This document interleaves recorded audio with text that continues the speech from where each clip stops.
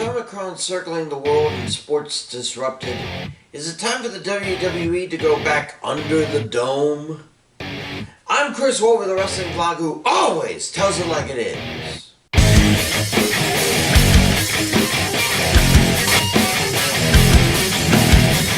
COVID-19 has affected everyone's life, especially those in sports and entertainment. I'm sure the major sports leagues have lost millions upon millions of dollars due to holding their leagues in bubbles and or in front of zero fans. Entertainment was hurt too. Concerts were postponed, Broadway was closed until just a few months ago. Even the Staples Center had to change names to stay afloat. The WWE was no exception. I'm sure. To protect everyone from superstars to fans, they scrambled back into their performance center in March of last year. WrestleMania 36 will remain the least attended WrestleMania in history. They tried to make it better by having NXT and Evolve stars as the crowd, but they were simply unpaid labor, so it didn't help them financially. Things got a little better in August of last year when they brought out the Thunderdome. Thousands of LED screens so the fans with webcams can see themselves on TV, which, let's face it, is the real reason why fans go to Raw, SmackDown, and pay-per-views, and make it look like a real crowd.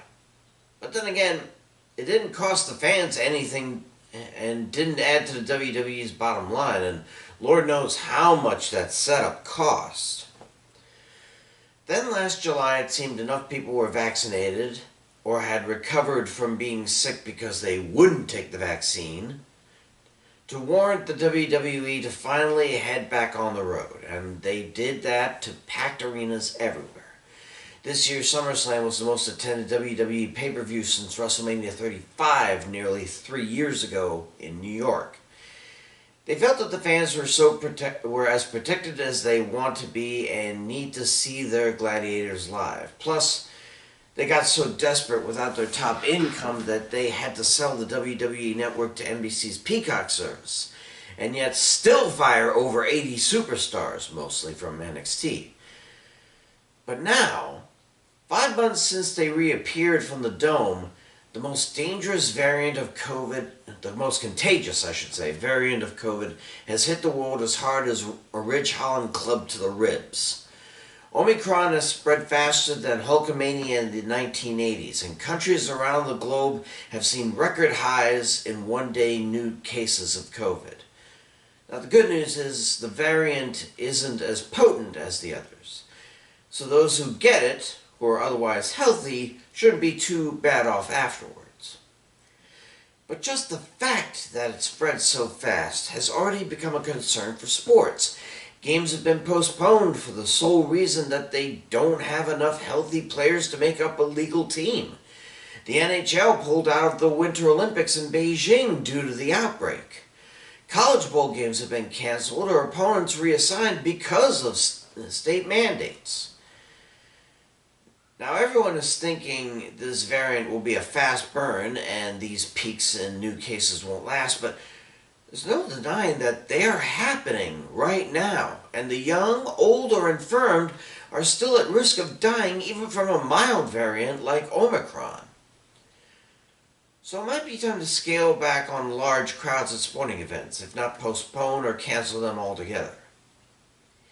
If that means the WWE goes back to its Thunderdome, maybe it's for the better in the long term. Some superstars and crew have caught the coronavirus over the last month, though not enough to cancel day one in a week, apparently. But state mandates during this variant may shorten the options for the WWE until Omicron has come and passed. If things get to their absolute worst, the WWE will have no option but to wait out this pandemic either in a Thunderdome somewhere in Florida, or maybe even the Capitol Wrestling Center with only 300 or so masked fans in attendance. Besides, Florida may be their only option given how Vince McMahon convinced Governor DeSantis to let them keep going during the year that must not be named.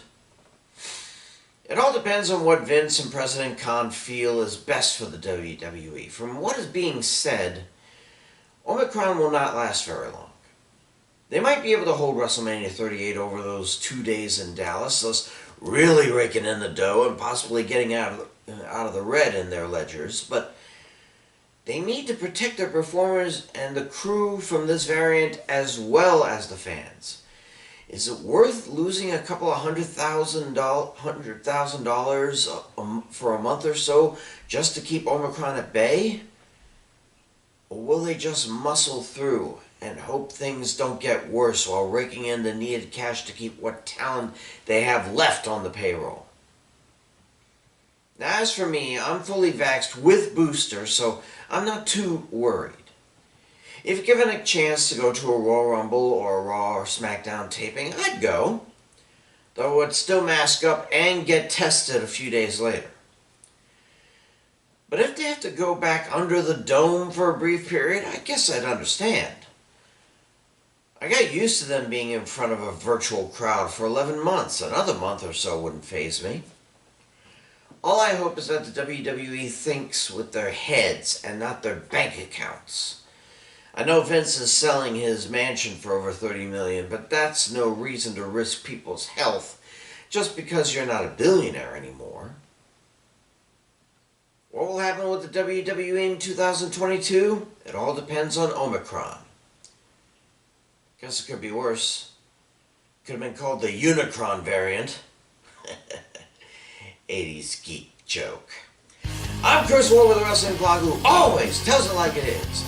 Stay safe, and I'll see ya